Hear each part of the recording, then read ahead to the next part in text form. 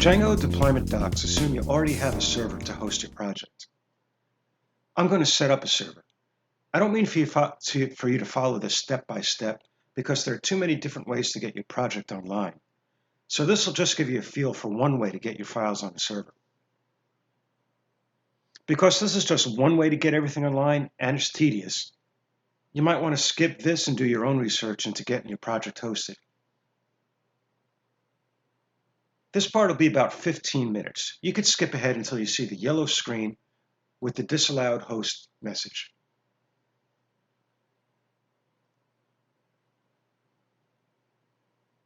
All right, for my example, I'll be using a very low-cost VPS. SmartHost LLC is one company that I use for small projects, and I've been pretty happy with them. You can look for other VPSs at websites like Low End Box. They have some amazing deals, especially around Friday. But be a little cautious. I signed up for a very cheap VPS once and it was terrible. I couldn't upload my files. And after a while, the company disappeared.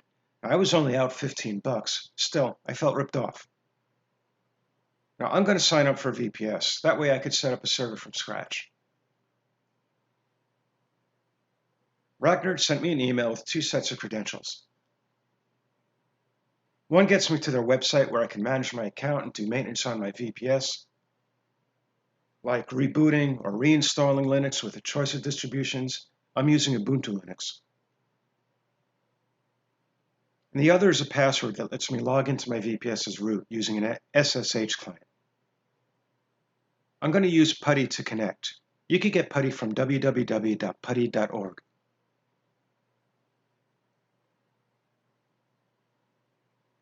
For Ubuntu, and I think most Linux distributions, it's recommended that you disable remote root login. Before you do that, you have to create another user that can execute root commands. The commands I'm about to issue work for Ubuntu Linux. Your distribution should have similar commands, but they might not be exactly the same.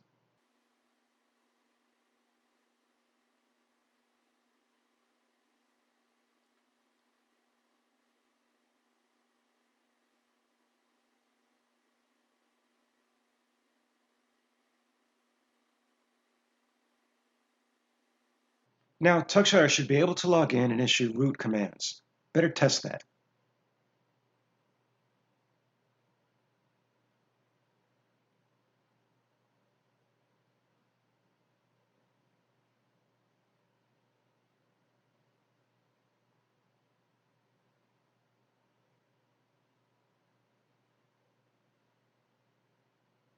Looks good. Now, to prevent root from logging in through SSH.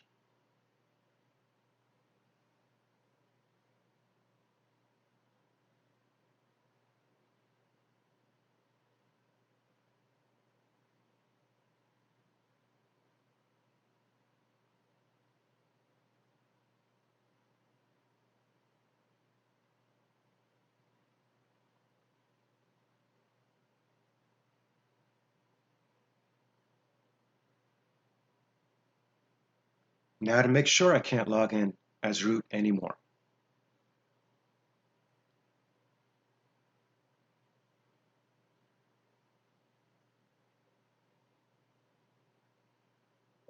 Looks good. Now I have to install a web server. The most recommended server for Django these days is Unicorn. But I'm so used to Apache, I'm going to stick with that.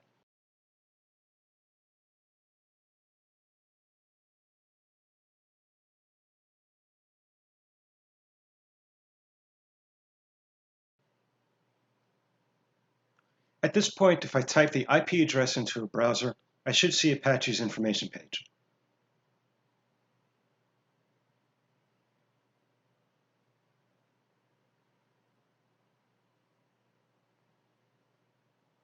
But of course, I want to type a URL, not an IP address. You can usually register a domain name with the same company that provides your VPS. But you don't have to. I have Tugshire.com registered through Namecheap. Now I'm going to point a subdomain, suvapli.tugshire.com, to the VPS.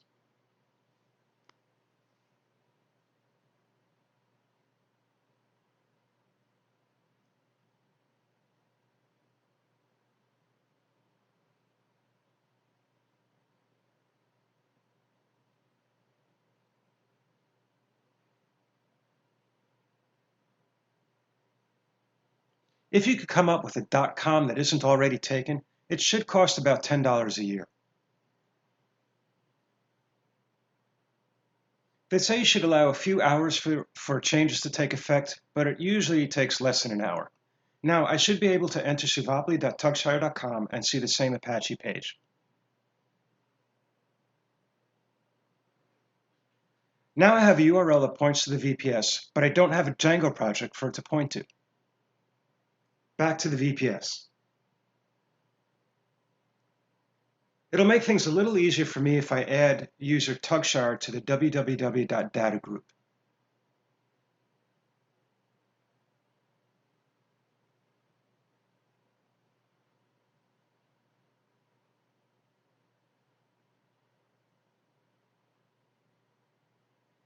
I'll have to log off and on again.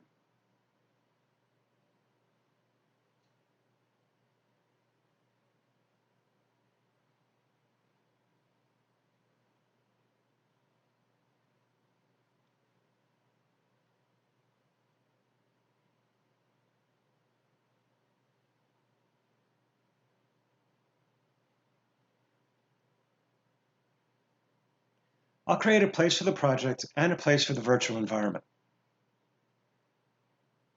The Apache installation creates a var www HTML folder, at least it does with Ubuntu. That's not where you want to put a Python project. I often create a code directory under var www and put my projects there.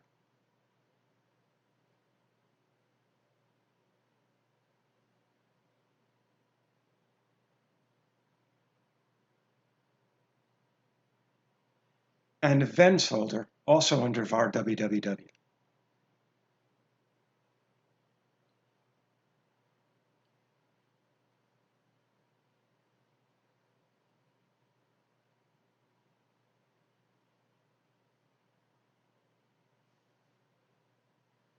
While I'm working in the folders, I'll change the permissions to 775.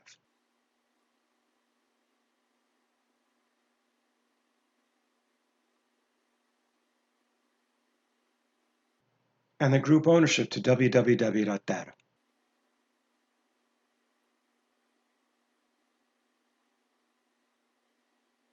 Now, I could create a virtual environment for Suvapli.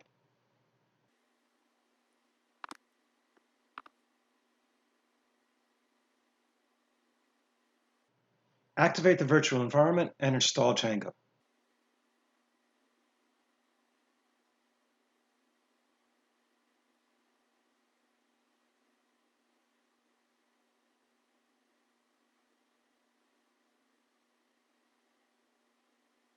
The activate command is different in Linux than Windows.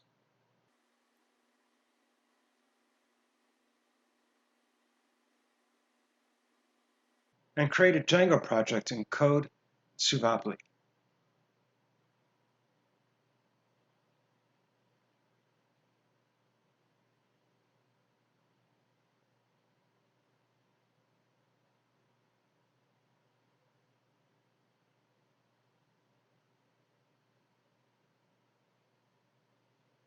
Now, with all that done, I need to tell Apache to serve from the Django project in response to a request to suvapli.tugshire.com.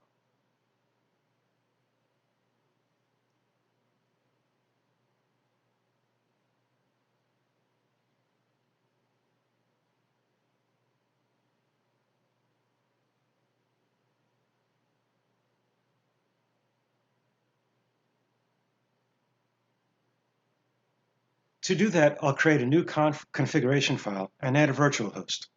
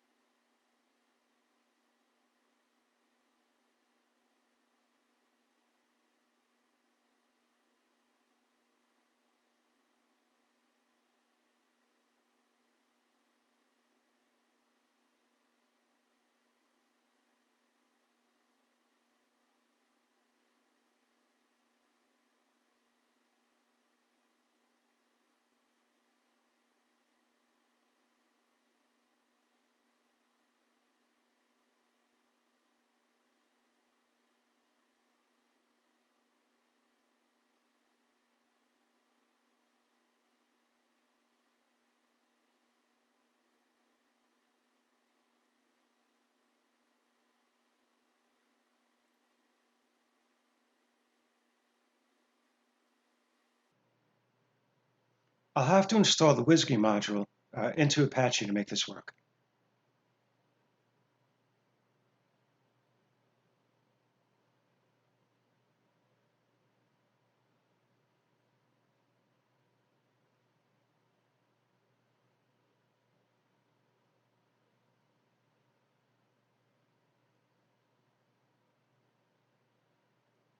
So this should work. Enable a site, then reload Apache.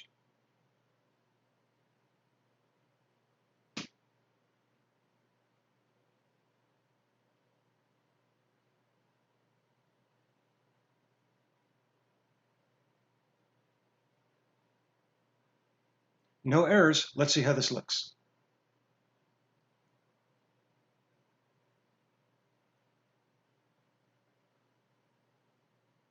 This is actually a good thing. This is a Django error. It means that Apache is forwarding suvabli.tugshire.com to Django. So now that the server's working, I'll get back to preparing the project for upload. I should note that it's a security issue having all this debug info online. Part of getting the project ready for upload will be turning off debugging. But I'll leave it there for now. At this point, I have a server ready for a project. But my project is not ready for deployment.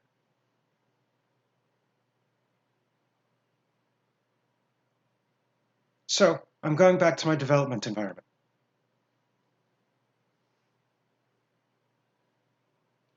You can see that secret key starts with Django insecure. Django started doing that, I think, in 3.2 because they really want developers to stop using the same key in development that they use in deployment. But if I upload this file, I'll upload this key or whatever I change it to. So how do I have different keys for development and deployment? Personally, I often just recreate the project on the deployment server from scratch. But just the project, not the apps. The project doesn't usually have too many files. But that plan doesn't work in all situations. So the trick is separating out those settings that are different between development and deployment. Here's one way to do that.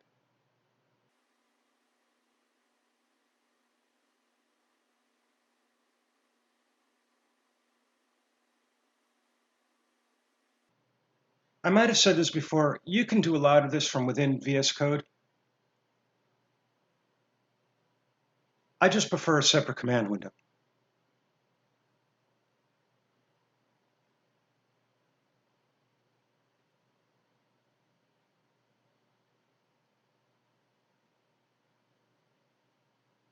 I'm going to install Django Environ.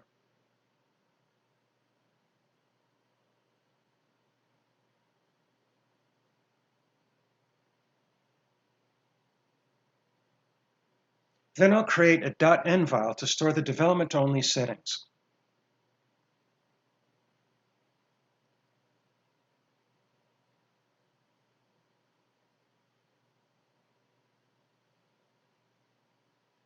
One of those settings will be the secret key.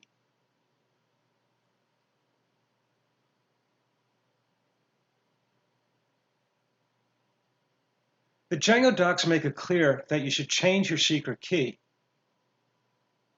but they don't tell you how to generate a new key. Well, anything that'll give you a 50-character string made up of letters, numbers, and some special characters will work. As long as the special characters are the ones on the top of the standard keyboard, from the exclamation point to the parentheses, and the underscore, dash, plus, and minus signs. If you search for Django's secret key, you'll find this method of calling Django's function from the command line.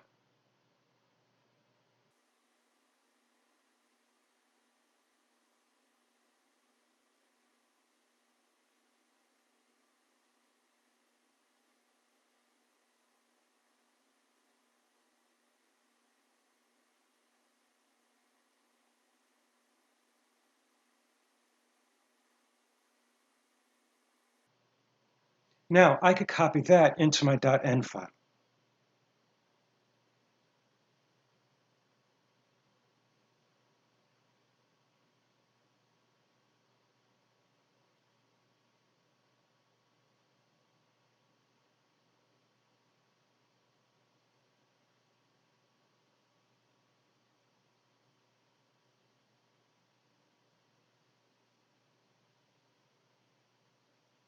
Now, back to settings.py.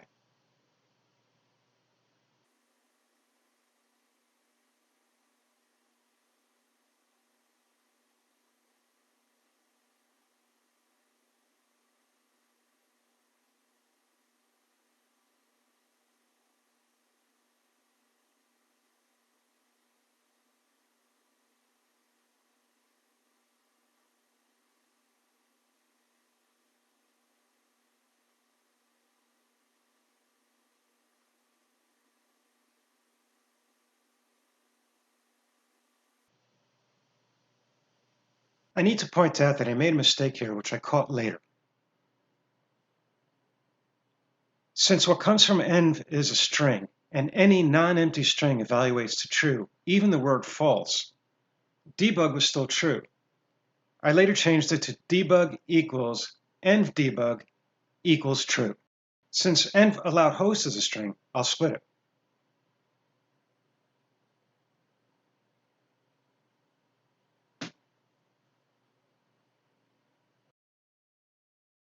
I installed Django Environ here, and I also want to install it on the production server. With a more complex project, I might have several installations to keep track of. And in many cases, the version matters, so I have to keep track of everything that's installed in my development environment, including the versions. The command pip freeze takes care of that.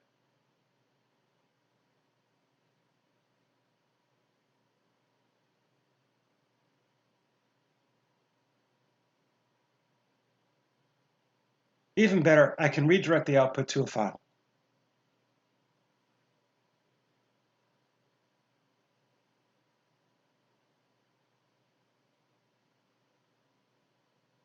You'll see the requirements text in action later.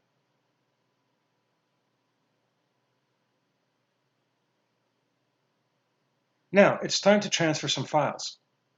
I'm going to upload the project with an FTP client. There are a lot of FTP clients out there. A decent one is WinSCP.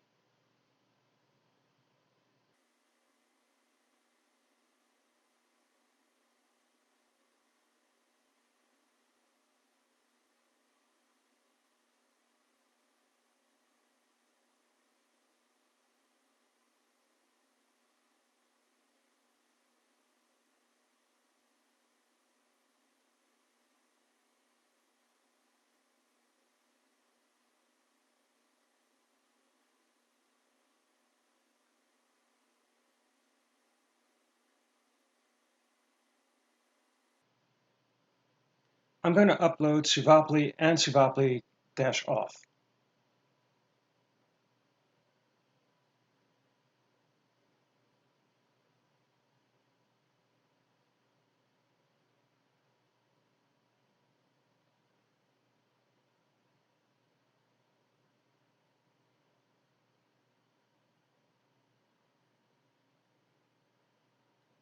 This upload did include the .env file, but I'm going to create a new one.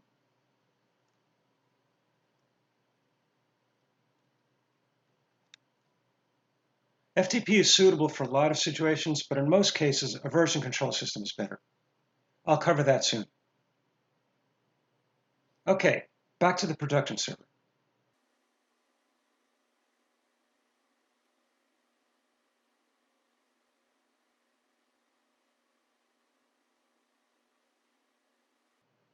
Here's where requirements text comes in.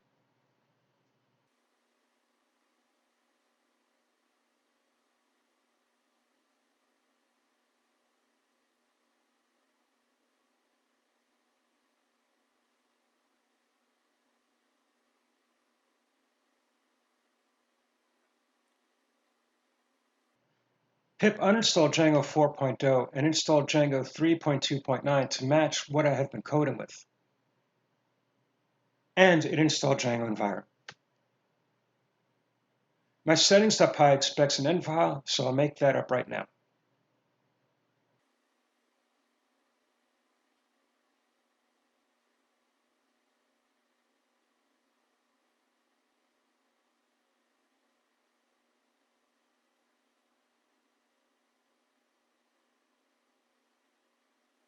I better generate another key. Of course, you should never post your secret key on YouTube. I'll change this soon.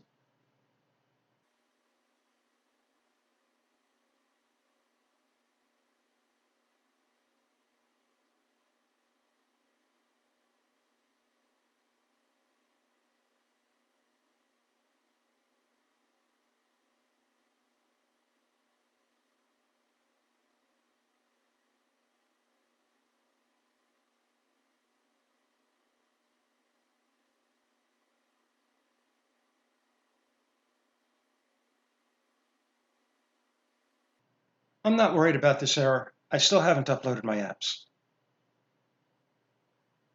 I'm going to install Prosdib and libtekin, the other app I'm working on, using Git, and github.com.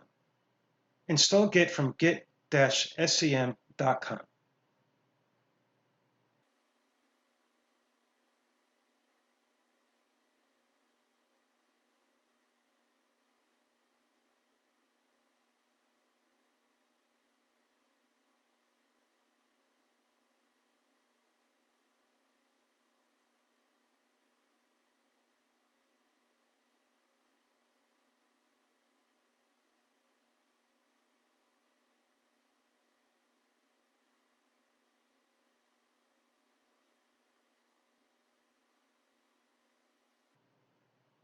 GitHub is one place where you can, or github.com is one place where you can store repositories. There's also GitLab, Bitbucket, and others. At github.com, I'm going to create a new repository.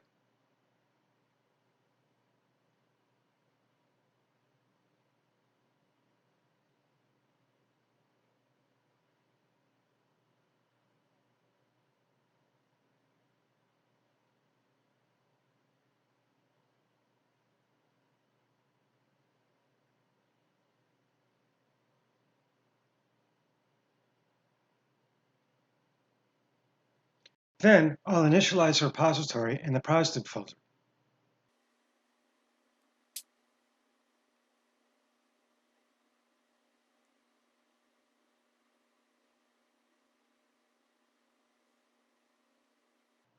Repositories are expected to have a readme.md file.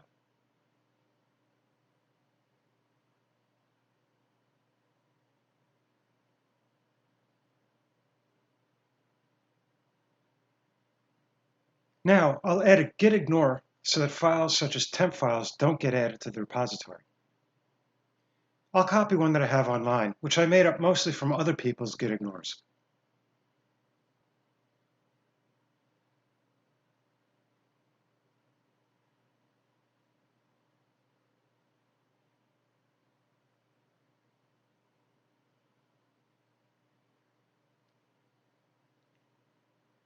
Env is in git ignore, so if I used git for project, .env would not be in the repository.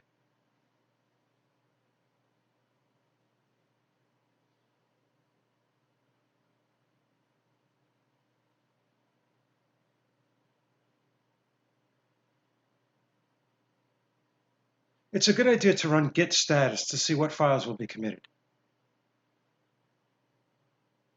I'm going to add all of these staged files with git add-A.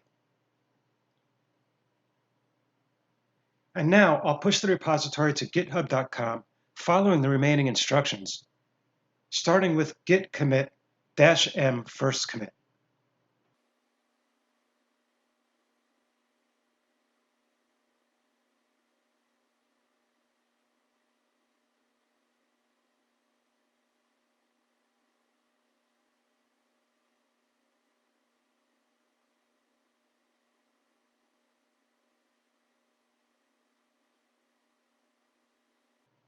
Now, Prosdib is online and available for adding to the production version of my project.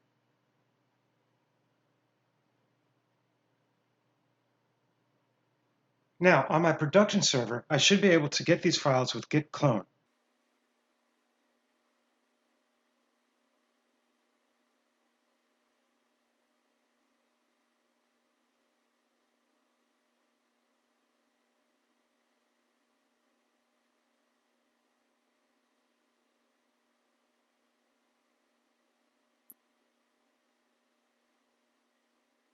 I have my apps installed, but I still have to run the migrations.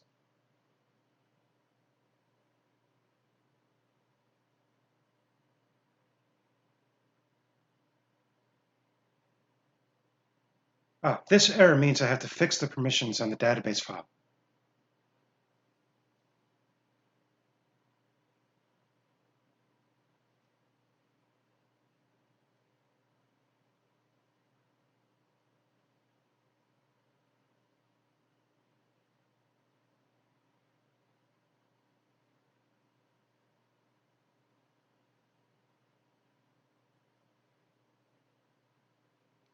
Okay, let's see how this looks.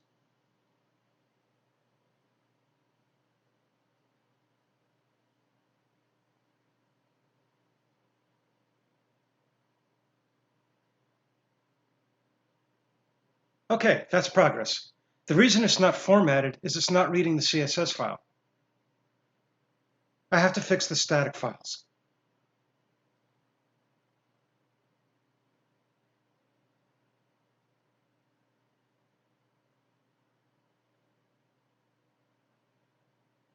I'm going to add a static URL and a static root. I'm going to use .env here like I did with secret key. I should have put these in settings.py on the development server instead of editing it here, but I'm just going to fix it here for now.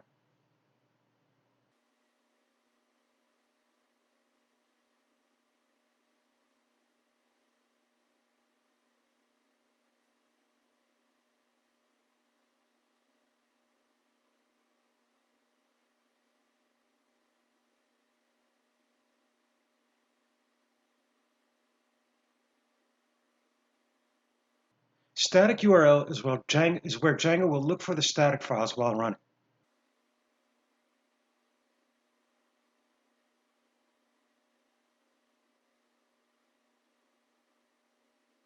Static root is a place where I'm going to put the static files.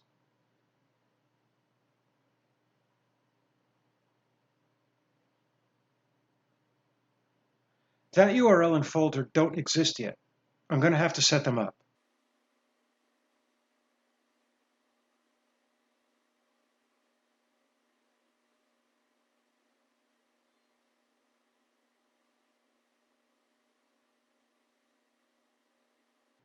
I created a folder where the static files will go. Of course, right now it's empty.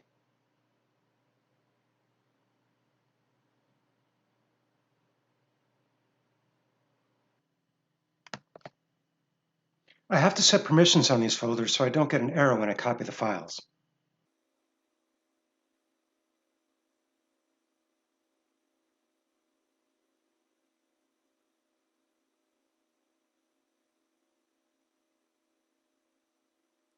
Now, back in the project root folder, I should be able to run the command to copy the files.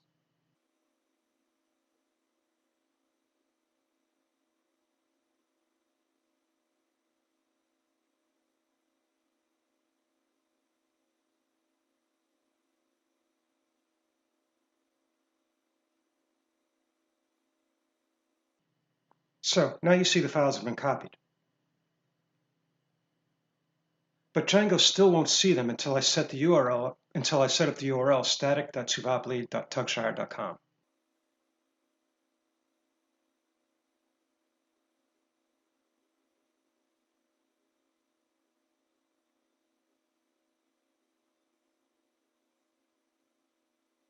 And now back to the server.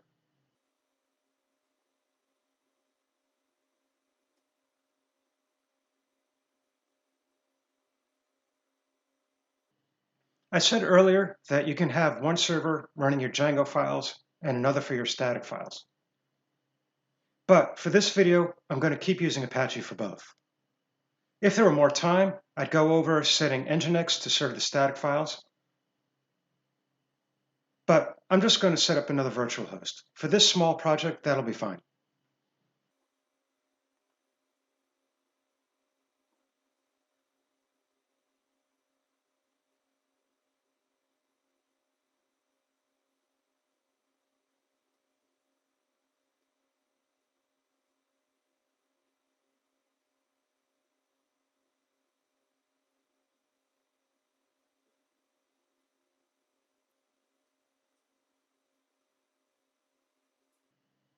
Now, to enable the new site, reload Apache and see how this works.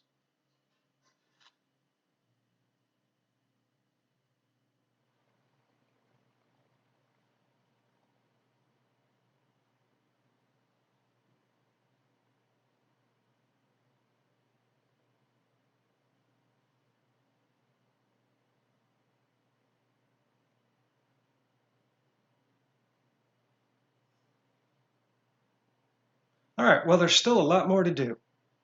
Create a super user so it can add more users. Set up SSL to get rid of the warning icon in the address bar. Set up Nginx as discussed. And set a home page because right now servopoly.tugshire.com without prosdib will cause an error.